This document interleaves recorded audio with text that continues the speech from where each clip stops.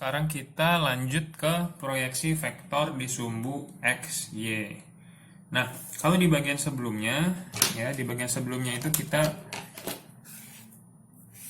ini diketahui geraknya ya, misalnya dia gerak ke kanan dulu ya, kemudian baru ke atas yang kita gambarkan di sini ya, ke arah sini. Kemudian dicari resultannya ya. Nah, ini berapakah besar ini ya, dan arahnya gitu ya, berapa besarnya, kemudian arahnya berapa. Nah, itu di bagian sebelumnya. Di bagian ini kita balik ya, yang dari diketahui adalah vektornya, contoh gini. Nah, contoh resultannya gini. Nah, tentukan proyeksi di sumbu X dan di sumbu Y-nya. Jadi kebalikannya, kalau yang sebelumnya yang udah diketahui X dan Y-nya dihitung resultannya, kalau sekarang udah diketahui vektor ini ya, diminta menentukan proyeksinya ya di sumbu X dan di sumbu Y. Gitu. Nah, kalau misalnya ini kita ambil contoh nih langsung ya biar kebayang. Ini sumbu X, ini sumbu Y, ini 0 ya. Nah, misalnya ini ada vektor gaya yang besarnya 20 Newton ya, bekerja pada arah 30 derajat dari sumbu X gitu ya. Nah, proyeksinya ya, proyeksinya ini ke sumbu X dia menjadi Fx, dan di sumbu Y menjadi Fy. Gitu. Nah, sekarang tentukan besar Fx dan Fy. Nah, sebelum menjawab ini, saya mau review lagi soal trigonometri ya. Kalian yang di bab sebelumnya ya, mungkin ada yang belum jelas. Jadi prinsip dasar dari trigonometri ya, misal kita punya segitiga. Nah, kemudian di sini ada sudut alfa. Nah, sisi di depan ini ya kita namakan Y misalnya. Ini sisi tegak ya, sama kayak apa? Ini dalam sumbu XY, kemudian sisi sininya ini X, ini R ya. Nah, definisi ya, definisi dari trigonometrinya sinus itu adalah sinus alfa adalah sisi di depan sudut ya dibagi sisi miringnya. Sedangkan cos alfa adalah sisi di samping sudut dibagi sisi miring. Kemudian tan alfa adalah sin per cos, atau yang sisi di depannya sudut per sisi di samping sudut ya, berarti Y per X. Nah, jangan menghafal Y atau X-nya, sin Y per X, karena kalau misalnya sudutnya di sini, ini kita ganti, ini beta deh ya, ini alfa, ini beta. Nah, ini jadi berubah nih kalau ini beta ya. Nah, di sini deh, sin beta ya, sin beta itu sudut depan dibagi samping, maka di sini menjadi X per R ya. Cos beta itu samping dibagi miring ya, ini miring ya, kalau saya salah sebut sebelumnya ini namanya miring. Nah, ini berarti Y per R. Kalau tan berarti sisi depan dibagi sisi samping, X ini beta per R. Beda ya, lihat nih, X per R ini Y per R, Y per R ini X per R, ini X per R ini Y per ini X per Y ya, maksudnya X per Y, X per Y ini Y per X ya. Jadi jangan menghafal apa per apa, tapi konsepnya adalah sudut di depan dan sudut sampingnya. Paham ya? Alfa itu ini ya, beta itu ini ya.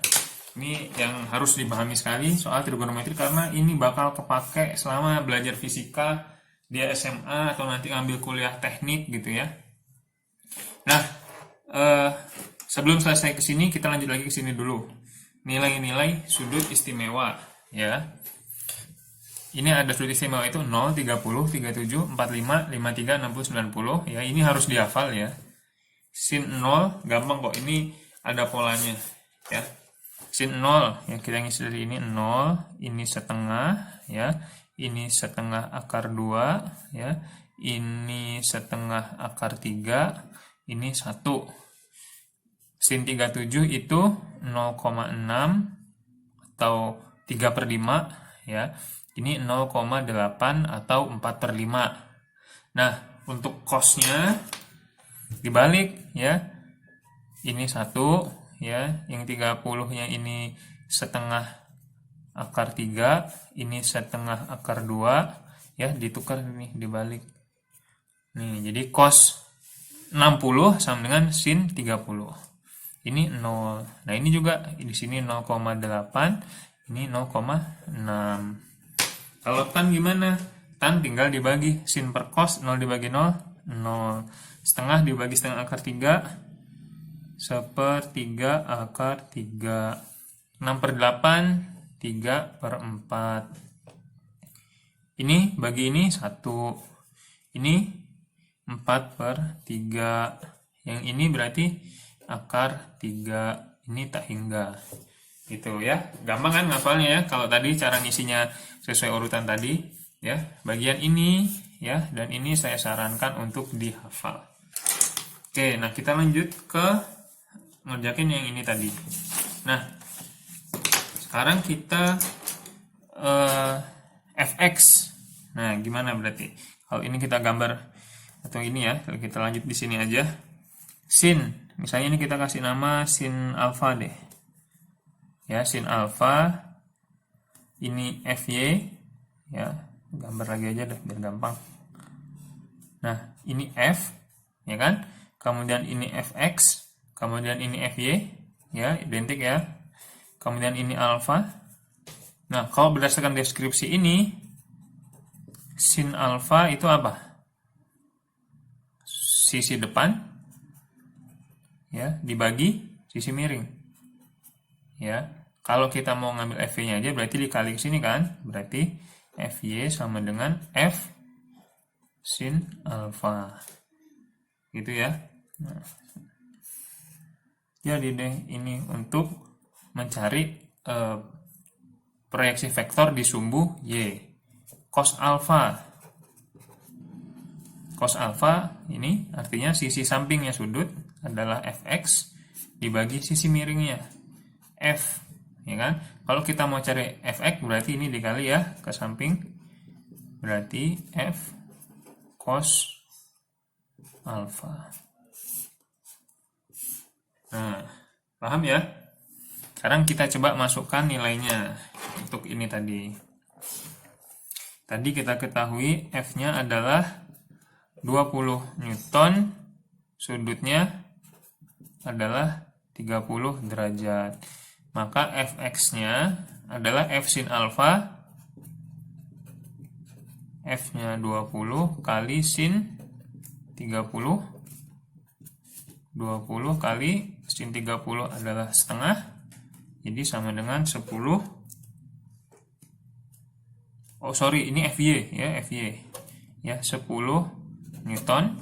Kemudian fx-nya ya adalah f cos alfa, f-nya 20 kali cos 30 sama dengan 20 kali setengah akar 3 ya, sama dengan 10 akar 3 Newton.